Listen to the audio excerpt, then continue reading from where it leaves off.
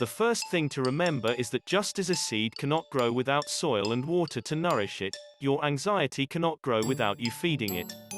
Anxiety is caused by an intense fear or worry about a possible outcome. These are the thoughts that are running unchecked through your head.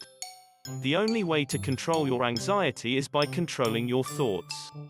You can begin by thinking back to other times when you worried about something. Did the fear come true, or was the worry groundless? How much time have you wasted agonizing over something that never came about?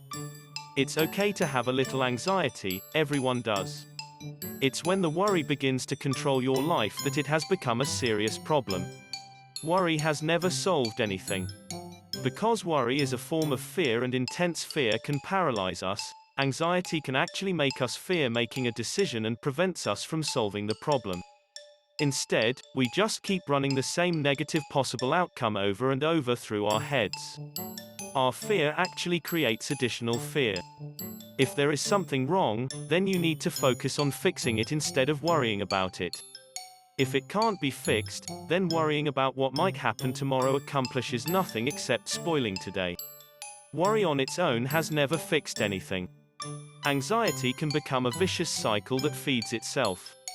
The only way to overcome the anxiety is to overcome the fear, and this is accomplished by changing your thought process. Rather than having a mind full of fear, fill it with hope and favorable outcomes. Events seldom turn out as terrible or as wonderful as we imagine they will. Our thoughts tend to the extreme while life is usually somewhere in the middle. Concentrate on the positives, and when you feel any negativity creeping into your thought process, push it away and go back to the positives. It is like a tug of war. Either you control your anxiety or your anxiety will control you. Start with small issues and work your way up to larger ones, always picturing a positive outcome. Once you can keep these positive results in mind, you then need to begin taking positive action to make them come about. The cure for anxiety begins as a thought and then works its way into a positive action.